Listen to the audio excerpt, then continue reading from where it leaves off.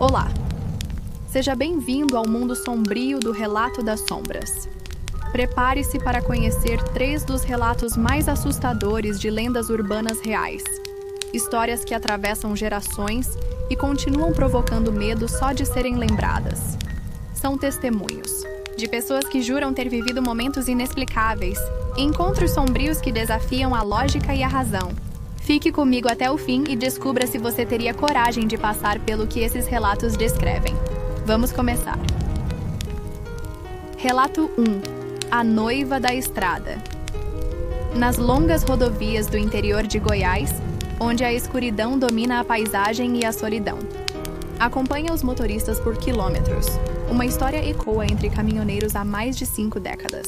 A lenda da Noiva da Estrada já foi motivo de debates em bares de beira de estrada, pauta em pequenos jornais e até tema de conversas entre policiais rodoviários. O relato, porém, não se limita a boatos distantes. Há quem jure ter visto a aparição com os próprios olhos, e poucos esquecem o que presenciaram. A história mais conhecida envolve um caminhoneiro chamado Arlindo, que em 1978 viajava de Anápolis a Goiânia em plena madrugada. O cansaço pesava sobre seus ombros quando, em um trecho escuro, ele avistou uma figura feminina parada no acostamento. Vestia um longo vestido branco que refletia a luz fraca dos faróis, e parecia acenar pedindo ajuda. Arlindo, pensando se tratar de alguém em apuros, encostou o caminhão. A mulher aproximou-se em silêncio. Seu rosto estava parcialmente coberto pelo véu, mas Arlindo pôde notar as lágrimas correndo pela pele pálida. "Moça, o que faz aqui sozinha a essa hora?" perguntou ele. A noiva não respondeu, apenas fez um gesto pedindo para entrar. Sem hesitar, o caminhoneiro abriu a porta. Ela subiu, sentou-se ao lado e, durante os minutos seguintes, permaneceu calada, encarando a estrada. Foi só depois de alguns quilômetros que Arlindo percebeu o impossível. Não havia nenhum som vindo da respiração dela. O ar dentro da boleia ficou gelado, e o cheiro de flores murchas começou a invadir o ambiente. Arlindo tentou puxar. Conversa novamente, mas ao virar o rosto percebeu que o banco estava vazio. A mulher simplesmente havia desaparecido. Desesperado, ele parou o caminhão no acostamento e desceu, tremendo. O vento soprava forte, e ao olhar para o retrovisor, viu uma última imagem da noiva parada a alguns metros atrás, acenando com um buquê na mão. Arlindo jurou que naquela noite seu cabelo embranqueceu. Ele nunca mais viajou sozinho de madrugada.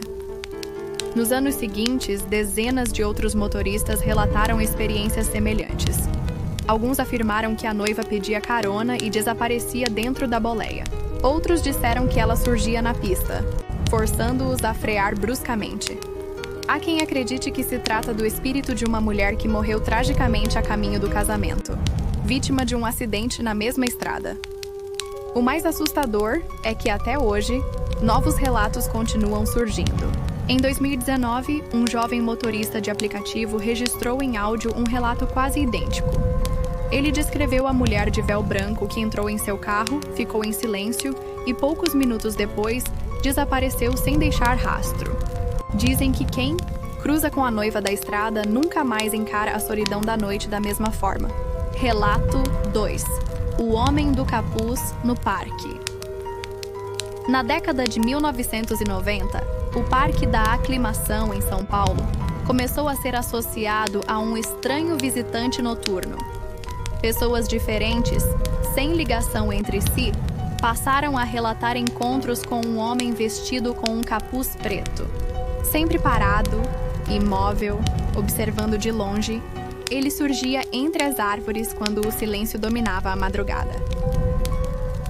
Um dos primeiros registros conhecidos foi o de um segurança, chamado Paulo, que trabalhava em turnos noturnos no parque.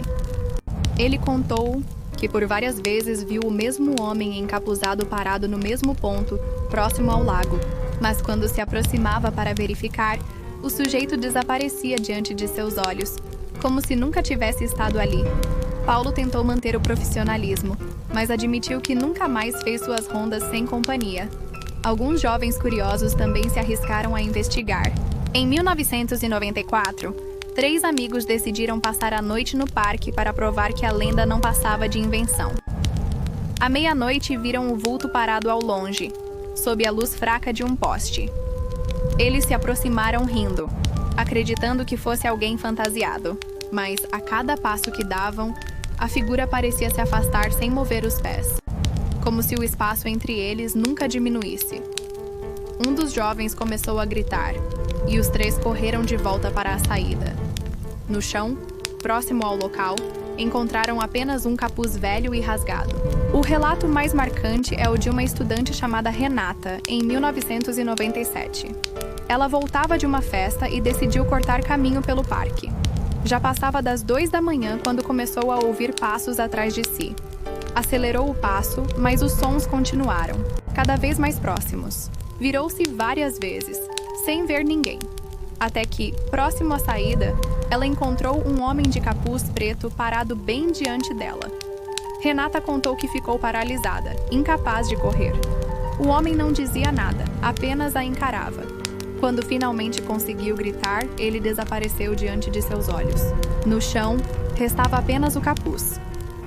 Investigações posteriores revelaram que, nos anos 70, houve registros de crimes brutais na região, incluindo o assassinato de um homem esfaqueado em uma emboscada. Muitos acreditam que o Homem do Capuz seja a manifestação de uma dessas vítimas, condenado a vagar pelo parque em noites de silêncio.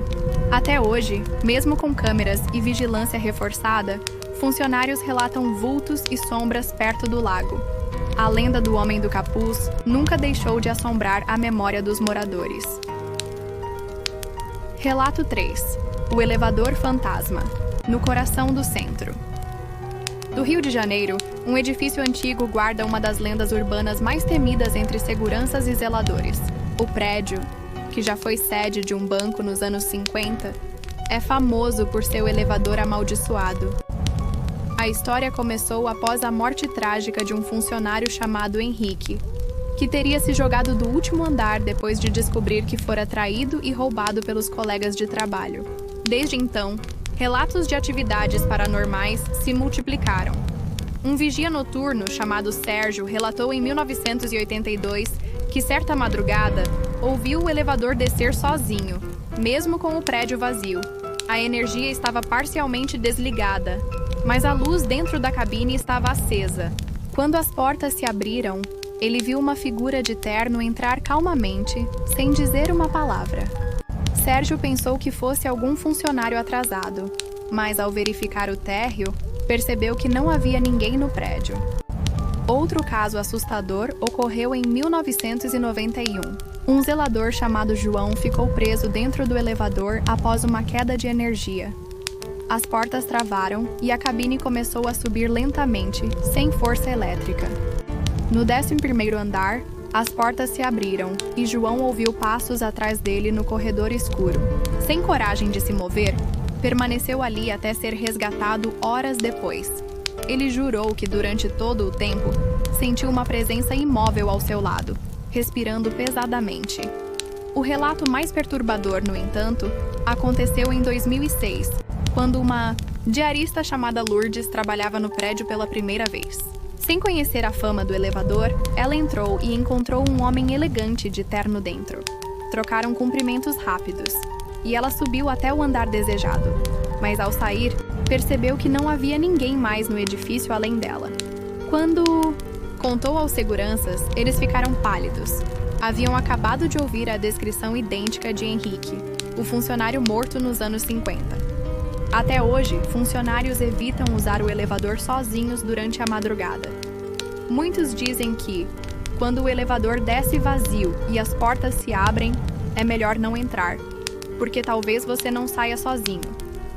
Esses foram 3 relatos de lendas urbanas reais que continuam a assombrar aqueles que tiveram coragem, ou azar, de viver essas experiências.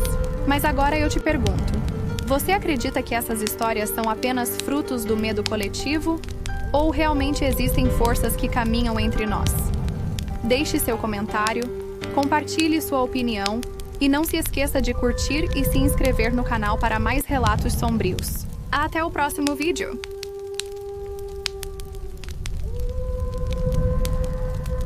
Se inscreva no canal, comenta, curte e compartilha. Canal Relatos das Sombras.